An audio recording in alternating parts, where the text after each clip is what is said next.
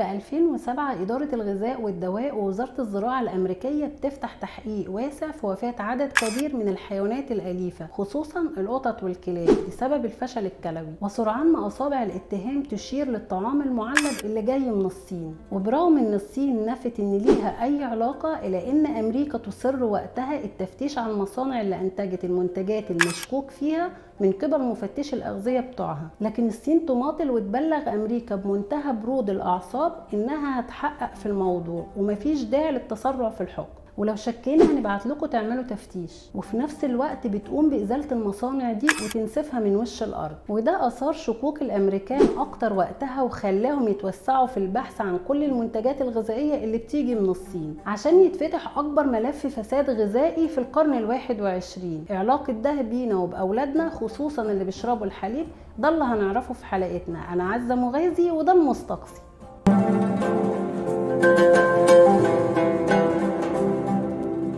وفق منظمة الصحة العالمية ما يقارب من 600 مليون شخص سنويا، أي شخص من كل 10 بيتصابوا بالمرض بسبب تناولهم أغذية ملوثة. بيموت منهم 420 ألف شخص، من بينهم 125 ألف طفل دون الخامسة من عمره. قضية فساد الأغذية اللي تم اكتشافها بالصدفة في المنتجات الغذائية الصينية في 2007 والبركة في الكلاب والقطط استمرت تلاحق الصين لأكثر من 10 سنين بعدها، وتسببت في خسائر للصين متوسطها سنويا 40 مليار دولار بسبب الدول اللي بطلت تستورد منها منتجات اللبن تحديدا. وزي ما بيقولوا في أمثالنا الشعبية، طباخ السم بيدوقه. في 2008 اتسبب اللبن المغشوش بنفس المادة المستخدمة في أكل الحيوانات الأليفة في وفاة 6 أطفال صينيين على الأقل، واتصاب 294 ألف طفل صيني بالمرض بعد شربه للبن وفق التقارير الطبية الصينية.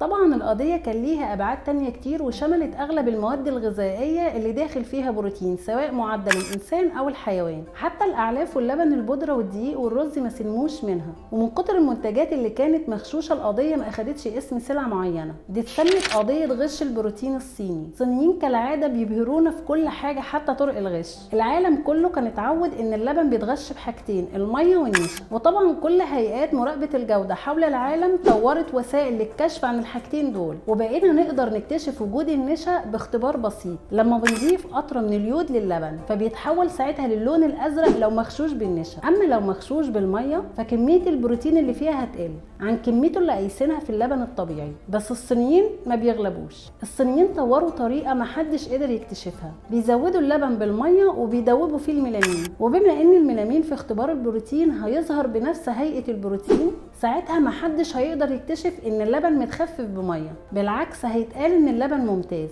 من كتر البروتين اللي فيه. ولولا القطط والكلاب واللي حصل لهم ما كانش يخطر على ابليس طريقه الغش دي. قضايا اللبن المغشوش في الصين شملت شركات كبيره حول العالم، كان منها نيوزيلندي زي شركه فونتيرا اللي بتنتج تلت احتياج العالم من اللبن. سببها رئيس وزراء نيوزيلندا قدم اعتذار للشعب الصيني. احنا طبعا محدش اعتذر لنا والحمد لله. واكبر شركة سويسرية منتجة للبن لما لقيت ان الموضوع دخل في الجد سحبت احد انواع الالبان التابعة ليها، وقالت انه بيحتوي على نسب اقل من المسموح بيها، بس عشان خاطر عيون المستهلك هسحبها. طبعا كان نصيب الاسد للشركات الصينية، وفي منها اللي اشهر افلاسه لما الحكومة الزمتهم بعلاج الاطفال اللي اتصابوا نتيجة اللبن المغشوش، في محاولة بائسة من الحكومة الصينية لتحسين صورتها اللي بدأت تاخد طابع ان الاقتصاد اهم من البني ادم. الاختبارات اللي اجريت على عينات من المنتجات في العديد من الدول اللي بتستورد اللبن من الصين كشفت ان الغش ما كانش في الحليب المجفف فقط، لكنه بيشمل الحليب السائل والزبادي والمثلجات الملوثة بمادة الميلامين السامة. التحاليل لقيت ان التلوث بقى ليه تلوث ثانوي، بمعنى انه مش شرط تشرب اللبن المخلوط بالميلامين علشان تتسمم مباشرة، لان التلوث وصل للبسكوت والحلويات والشوكولاتة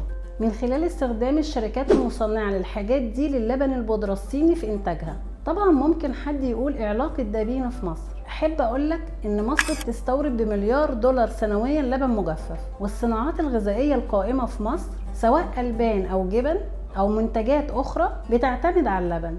المكون المحلي فيها بيمثل 10% فقط، و90% مكون مستورد. اما بالنسبه لاشكال الغش في اللبن المصري المحلي فالدراسات لقت انه بيتنوع من لبن مخلوط بالماء او منزوع الدسم او لبن بودره مخلوط بزيت النخيل الى لبن محطوط عليه فورمالين عشان تزود مدة صلاحيته خصوصا في الصيف. في دراسة أجرتها كلية الطب البيطري في جامعة بني سويف عشان تعرف نسبة اللبن المغشوش، لقيوا ان 30 عينة من اصل 30 عينة تم سحبها من السوق مغشوشين بالتخفيف بالمية، وكان في المرتبة الثانية من انواع الغش هو نزع الدسم. لك ان تتخيل ان احد اكبر شركات انتاج اللبن في مصر تم اكتشاف ان لبنها مخلوط بحوالي خمس مية، والقضية انتهت بحبس سنة وغرامة 1000 جنيه في اول درجات التقاضي، برغم ان الشركة محققة ارباح سنوية من اللبن 4 مليار و300 مليون جنيه. في دراسة حديثة للمركز القومي للبحوث عن غش اللبن لقي ان غش اللبن بالمية هو الاكثر انتشارا،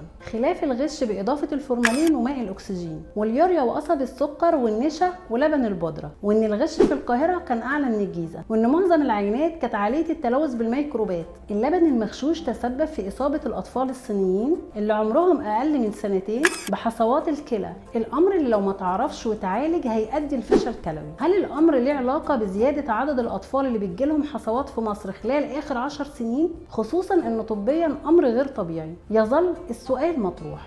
اللبن من الوجهة الغذائية واحد من الأغذية القليلة اللي بيتوفر فيها كل مكونات الغذاء، ويرجع ذلك لاحتوائه على كافة العناصر الغذائية والفيتامينات اللازمة لنمو الجسم في مراحل السن المختلفة. اللبن لكل ست بيت سلعة ما تقدرش تستغنى عنها، خصوصا انه بيضرب 3 عصافير بحجر، بروتين وكالسيوم وفيتامينات.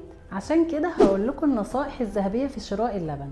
اللبن المبستر أأمن ليكي من اللبن السائل وأقل فرص غشه، ما تسترخصيش في اللبن، والقاعدة السائدة اللي غالبا بتكسب الغالي ثمنه فيه. اشتري من شركة معروفة يكون مكتوب على علبتها حليب كامل الدسم، حليب طبيعي 100% بدون إضافة ماء أو لبن بودرة، ومطابق للمواصفات القياسية، مواد صلبة غير دهنية ما تقلش عن 8.4%، خالي من المواد الحافظة. اما بالنسبه للحليب نصف دسم او خالي الدسم، الدراسات اثبتت انه اقل في قيمته الغذائيه، وان الحليب كامل الدسم بيحافظ على الوزن وبيمنع الاصابه بمرض السكر. اي شركه بتشوفها بتنقل اللبن بتاعها في عربيات غير مجهزه بثلاجه ما تشتريش اللبن بتاعها، خصوصا في الصيف. الطعم والريحه واللون والقوام اهم 4 عناصر لازم تبقى واخد بالك ليهم مع كل علبة لبن بتفتحها. ودلوقتي هنشوف بشكل عملي ازاي نقدر نكتشف بعض انواع غش اللبن في البيت. اللبن الطبيعي كامل الدسم لما بفركه في ايدي بيديني ملمس الدسم بعد ما بينشف، ونقطة منه بتمسك على ضفر صباعي مش بتقع منه بسهولة، على عكس اللبن المغشوش بالمية النقطة منه بتقع من الضافر ما بتقدرش تمسك فيه. اما اللبن المغشوش بالنشا فنقدر نعرفه في البيت بسهولة لو حطينا كام نقطة من محلول المطهر البيتادين على اللبن، لو اتحول لونه للون الازرق يبقى اذا هو مغشوش بالنشا، وزي ما انتم شايفين اللبن اتحول طبعا للون الازرق. اللبن بيتحفظ في التلاجة طول الوقت، ويا ريت نلتزم بالمدة الزمنية المكتوبة على العلبة بعد فتحها، وغالبا بتكون 3 ايام. واخيرا لو هنشتري لبن بودرة يا ريت نبعد عن الصيني وناخد بالنا كويس من بلد المنشأ. ومن هنا خلصت حلقتنا، ويا ريت تدعمونا باللايك والشير علشان الاستفادة توصل للجميع، ومنتظرة تعليقاتكم عن اي شكل من اشكال اللبن المغشوش اتعرضتوا ليه في حياتكم. ربنا يحفظكم ويحفظ اولادكم، ويا ريت ما تنسوش الاشتراك وتفعيل الجرس على اليوتيوب. اشوفكم الحلقة الجاية.